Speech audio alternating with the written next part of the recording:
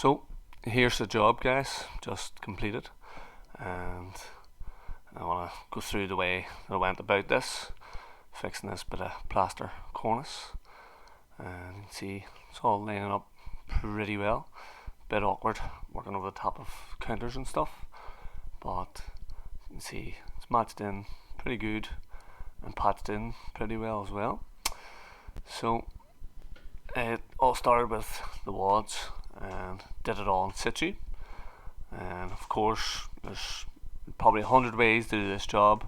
I just figured that doing it in situ at this time was a bit easier than going away and running it in a bench or making a mould.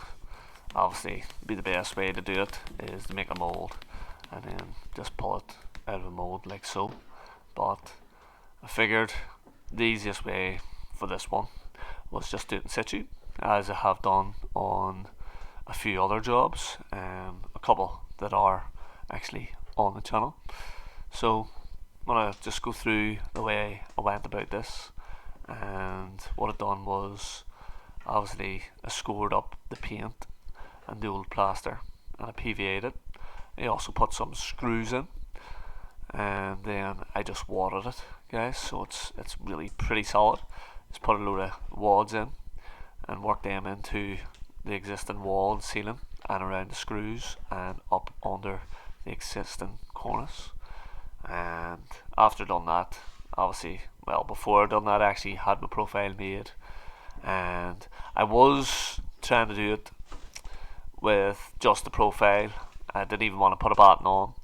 I was trying to do it so that I could go right in flush to the wall to make my miters easier, but as you can see I ended up having to horse up the whole thing. I was just trying to do it with one single piece, but it just wasn't working for me. It wasn't going to work for me, so I ended up having to horse up the whole zinc and make a muffled it out as well. I was always planning on muffling it out, but I actually was able to muffle it out without having it horsed up.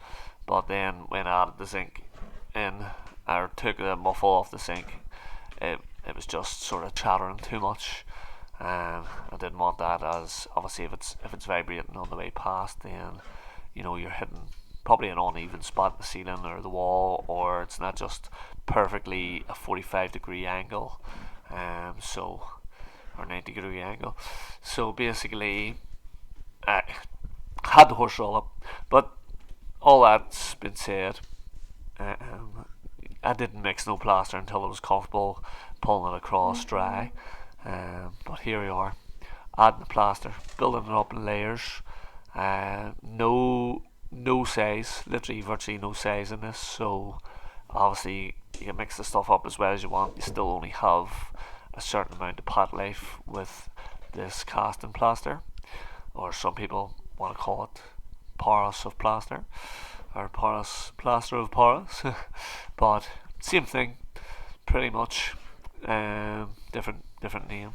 It still sets just as quick, and it actually sets quite strong as well, guys. So if you don't pull it off nice and neat and straight and it sets, you're really giving yourself a lot of work. Again, some might say you're giving yourself a lot of work doing it in situ, possibly, but again, going away to the workshop to make it up, running it on a bench or running a reverse and then casting that and then coming back to screw it all up and then still having to miter it in anyway. To me, this was the more simple way just to go about this job. Again, you're there, you're not doing multiple journeys back and forward. You can just get stuck in. And again, over my shoulder there's a wee wire in the wall. It was higher up, so it was just tracked down, bit of conduit added by the homeowner. Absolute gentleman, must say. Helped me everything I needed. He was there to sort it out for me, and he got that wire down lower.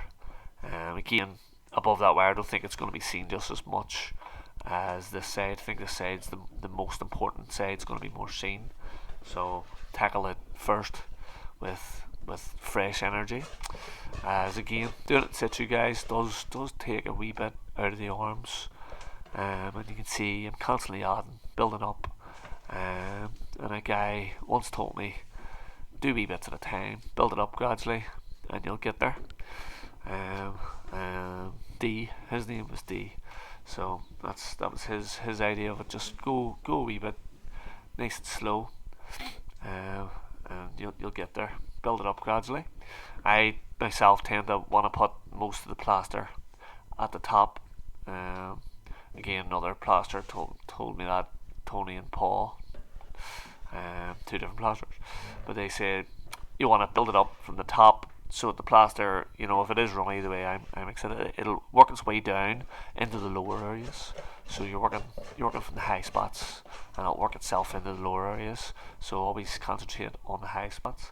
Again, what I like to do is make sure I'm building up the front where I'm starting, so I get plenty of plaster along the sink, running mould, and then I can strike it off and see what I'm left to fill out. The amazing thing is about this, you could be building out there with a couple of bowls, and it looks like nothing, all up until a certain point, and then all of a sudden it really really starts coming together, and you'll probably start noticing that soon. So I haven't really edited. It's not going to be a heavily edited video, as I want to just get as much detail in here as possible. But as you can see, this is probably my second bowl here, and again, virtually no size in it. I think there wouldn't even be a wash of size in it.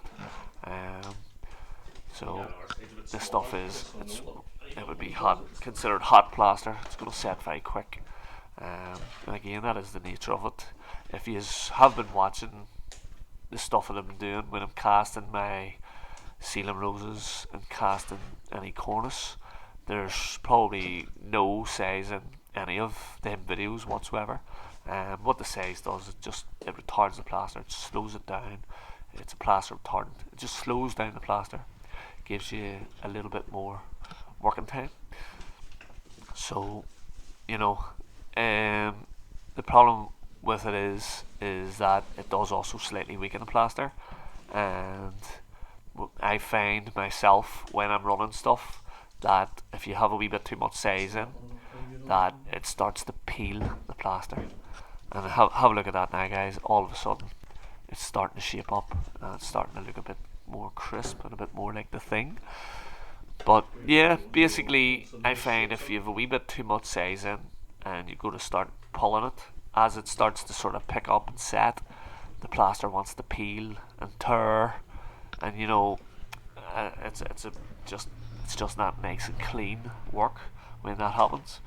And again, that can happen to anybody. I've seen it happen to people who are much older than me, working on a bench, pulling something around, and they maybe had a wee bit too much size in their seconds, or maybe shouldn't have had any size in their seconds, and all of a sudden the whole job just needs to run a couple more times to get right. But had to have went with just pure plaster on that occasion, one or two runs, and it would have come in lovely and clean. And when I say runs, I just mean basically striking it off with the profile, the sink profile, or I've done this out of plastic before as well. It can work. The sink, in my opinion, is much better. It's much stronger. It's less likely to nick, and it's probably more likely to bend. That would be the only thing. But this sink here I'm using is quite thick. It was actually very hard for me to cut.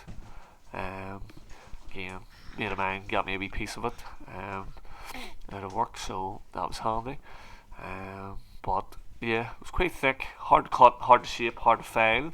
But again, it worked out good in the end because it didn't bend. Sometimes I find when you run them, the wee corners tend to want to curve over.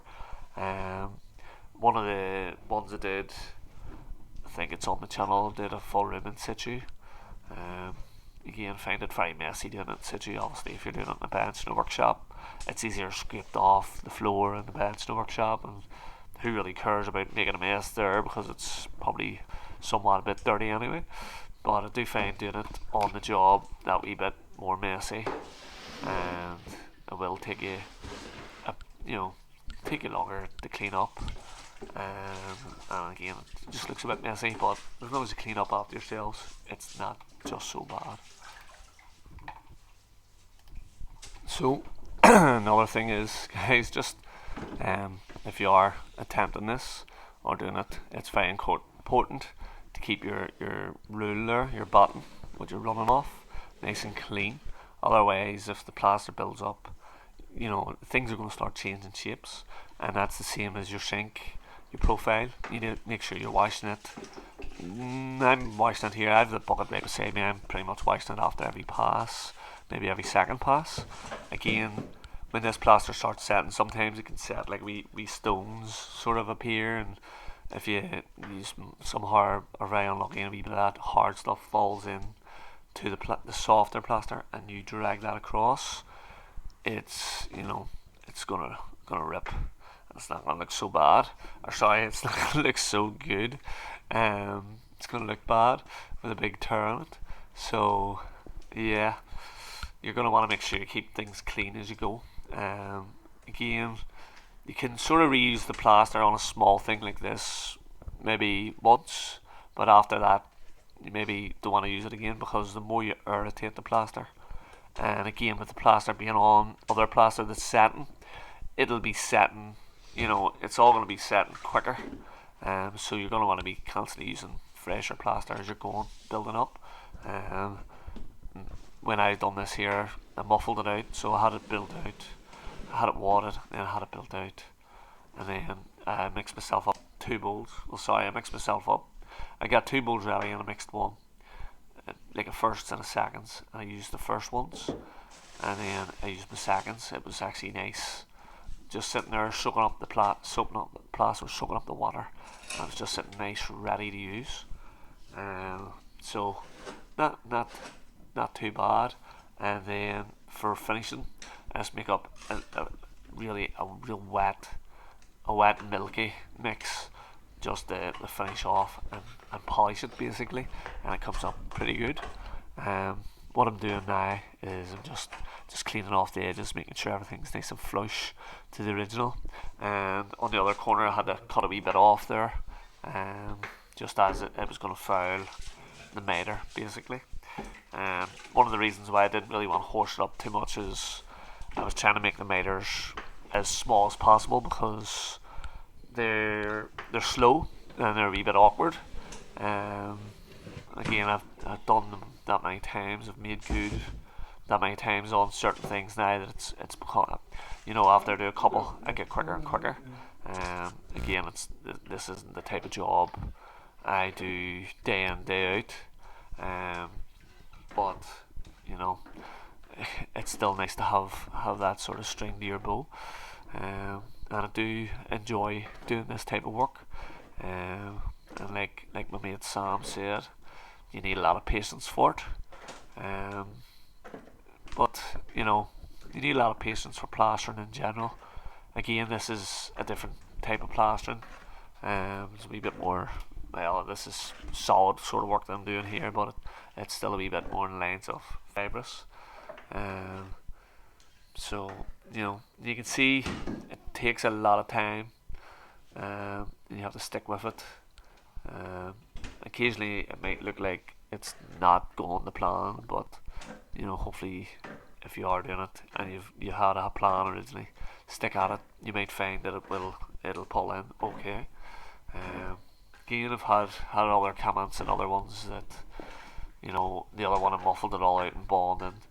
There's actually another one on the channel that was muffled out with bonding, and I had comments basically stating that you shouldn't muffle it out with bonding, but that one of them jobs was done like probably 15 years ago, and I was back doing a patch, say like after about 10 years I was back doing patchwork for the people in a different room, and I had a wee sneaky peek in, and there wasn't one thing wrong with it. And the other one that I see quite regularly, again, it's been done now maybe a year, maybe 2 years, not actually sure. I'd have to go back and look through the channel to find it. But again, with bonding as a background, again, it looks absolutely fine, no cracking, no movement. To me, it's all down to your preparation, guys, and I say that quite a lot in the videos. that plastering is only as good as its preparation. You know, if you're gonna plaster over a wobbly wall, you would certainly expect your plaster to crack and possibly fall off. So, you know, if you don't prepare, then you really should prepare to fail. So, like I said there, preparation, and I'm going to tell you guys that I was sort of somewhat that prepared for this job that I brought 3 or 4 different methods of actually doing it, and one was going to be bonding. The reason I didn't really want to use bonding is I didn't really want to wait for the bonding to set. Now this job itself did take me quite some time to do and get finished, but if I had to use bonding, it might have been a bit slower again because I would want to wait until the bonding was completely set off. And Carlite bonding takes a bit of time to set. For such a small area being on so thick, I just decided cast and plaster with canvas wads and screws with all the well, actually I tell a lie, I actually did this in ASPR, just remembered there. So very superior bond to the wall and ceiling here. I would say this house fell over, this corner might still be there, but yeah. So I'll just go through a couple of other methods of what it was I was thinking. So I did have a cornice very similar, but believe it or not, it was only the top members that were identical. The curve in the middle and the bottom members were slightly different. So my idea was, if it had been identical, I could have cast some out in the van on my fiberglass mould and let it set, took tea, let it set, and then pulled it off and measured up, cut, screwed, made good, glued and screwed, make it good. And again, it still would have took some time because I would have had, technically I still sort of have 4 meters because you have 4 joints there, so it'd still take a bit of time to make them good and feed a bit of canvas up in them, make them good, make sure they're moying in good to the original, just the way this one is. And you can see, like I said, all of a sudden everything just starts to really show well. But yeah, so I had the mould with me, I had bonding with me, and then I had the canvas and the plaster, the cast and plaster. So that was the main 3 methods that I was going to go. Another bit of a method I could have done is, which would have just been crazy, like, but you could have possibly cast part of the cornice along the member, screwed that up, and then worked off that with which would have maybe saved me a bit of time making zinc, cut and zinc, and would have given me a profile along the top edge to actually, the run off with the bottom on the bottom. So that was another potential method, but again, not ideal because you're creating a patch, and sort of there would have been a patch on the round of the cornice, and I didn't fancy that either. But there's a wee quick look at it there, guys, and it's not looking too bad if I do say so myself. Just giving it. So again, just really concentrating on the joint, and the most important place in any plaster patch. And the great thing about the plastering rule, guys, is they're really joint rule. They're really sharp and will allow you to carve back plaster. But again, you don't really want to be too high because this stuff does get quite hard. I'm working above my head here, so your arms do get stretched quite a lot, and your shoulders, your neck. So you want to keep things as minimal as possible if you do have to carve back. And again, this is all freehand now, guys, in this corner, completely freehand. Probably should have showed a wee bit more of it, but didn't really think. I was hammering on, but yeah, a bit like in the previous video, the longer one on the channel, that basically had to completely form them and carve them all out, working off your original run. And the exciting bit about this is making sure that they both line up One's not higher than the other, one's not lower than the other. So that's the exciting part, making sure they actually do line up. But hopefully, if you ever were doing it, you sort of pencil marked your lines where everything was running and made sure before you started that the bottom and the top were going to line up and all the members. Just as I actually did on this. Because originally, if you do look on the ceiling, there's like a funny wee pattern on the ceiling, and obviously there was like a cooker hood here, and that's where the cornice went out around that cooker hood. So there was no chance, you know.